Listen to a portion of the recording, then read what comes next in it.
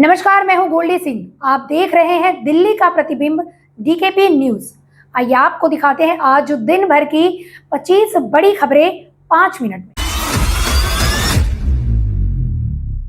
मोदी ने विश्व शिखर सम्मेलन के मंच से विश्व को शांति का संदेश दिया है। पीएम मोदी ने कहा, हम युद्ध नहीं डायलॉग और डिप्लोमेसी का समर्थन करते हैं और जिस तरह हमने मिलकर कोविड जैसी चुनौती को परास्त किया, हमारी बैठक ऐसे समय पर हो रही है जब विश्व युद्ध, संघर्ष, आर्थिक अनिश्चितता, क्लाइमेट चेंज, आतंकवाद जैसे अनेक चुनौतियों से घिरा हुआ है। विश्व में नॉर्थ साउथ और पूर्व पश्चिम को तोड़ने की बात हो रही है। महंगाई की रोकथाम, food security, energy security, health security, water security सभी देशों के लिए प्राथमिकता का विषय है और टेक्नोलॉजी के युग में cyber security, deep fake, fake news जैसी नई चुनौतियां बन गई हैं। ऐसे में विश्व को लेकर बहुत अपेक्षाएं हैं।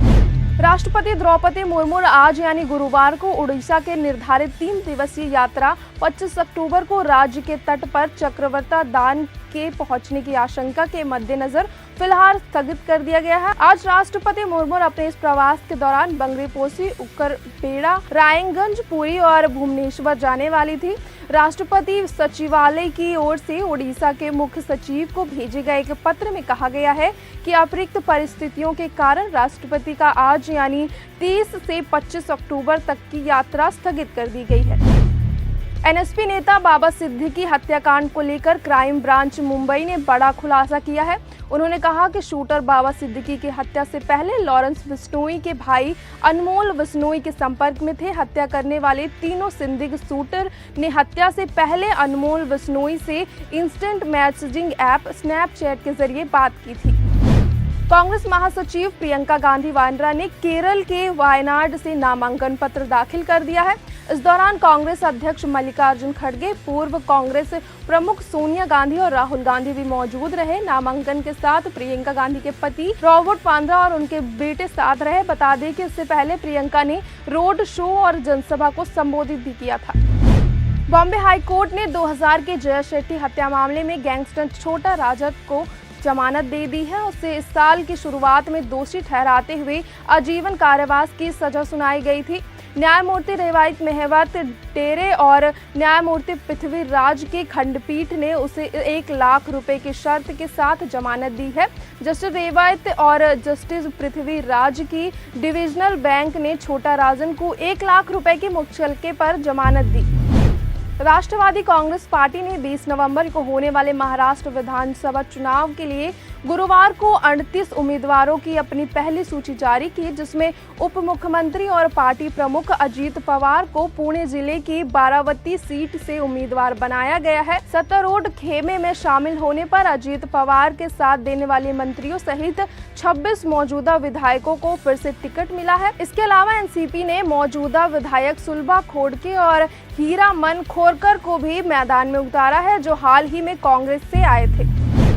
महाराष्ट्र विधानसभा चुनाव के लिए शिंदे गुट ने शिवसेना ने 45 उम्मीदवारों की पहली लिस्ट जारी कर दी है। मुख्यमंत्री एकनाथ शिंदे कोपड़ी पचपाखड़ी विधानसभा सीट से चुनाव लड़ेंगे। पार्टी ने रत्नागिरी से उदय सावंत को टिकट दिया है। भंडारा से नरेंद्र फोंडकर को टिकट दिया गया है। एकनाथ शिंदे की शिवसेना ने मौजूदा सांसद रविंद्र वायकर की पत्नी मनीषा वायकर को उम्मीदवार बनाया है।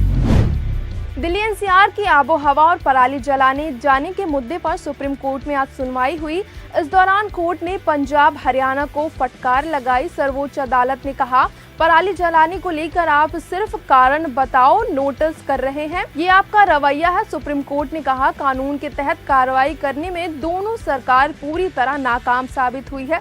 पराली जलाने के खिलाफ कदम उठाने को लेकर कोई गंभीर नहीं है।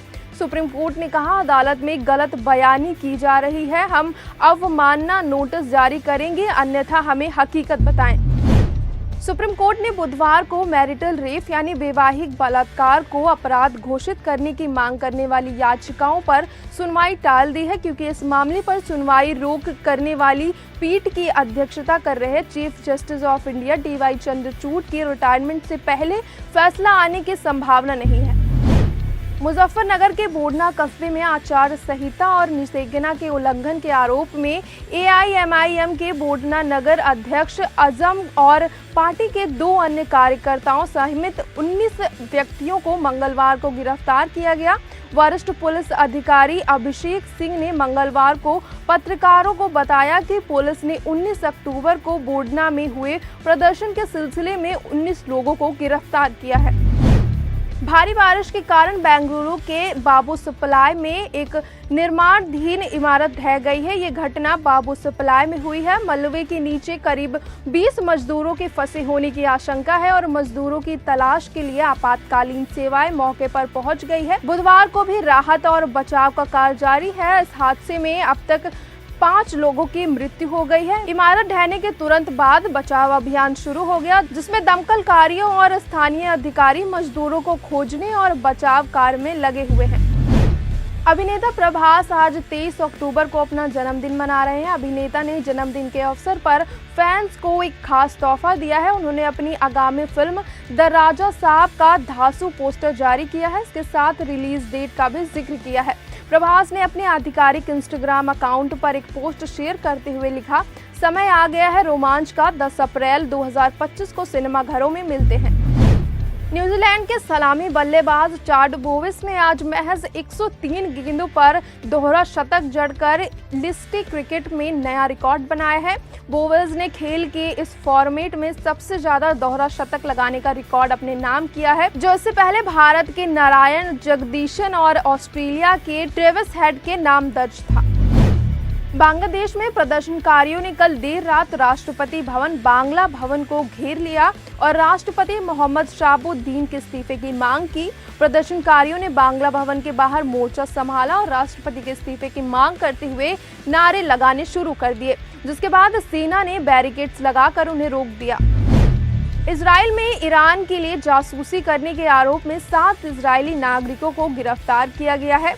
टाइम्स ऑफ इजराइल के मुताबिक इन पर आरोप है कि इन्होंने ईरान के लिए 2 साल तक जासूसी की और इनके साथ सैकड़ों काम किए। इजराइल पुलिस के एक प्रवक्ता ने कहा, ये सबसे गंभीर मामलों में से एक है, इसके लिए इन्हें मौत की सजा हो सकती है। ये सभी आरोपी हाइफा या फिर उत्तरी इजराइल के रहने वाले हैं। इसमें से एक सैनिक भी शामिल है जो कुछ साल पहले सेना छोड़कर भाग गया था। इसके अलावा आरोपियों में 16-17 साल के 2 नाबालिग भी हैं। तो ये थी अभी तक की बड़ी खबरें। बाकी खबरों के लिए देखते रहें दिल्ली का प्रतिबिंब।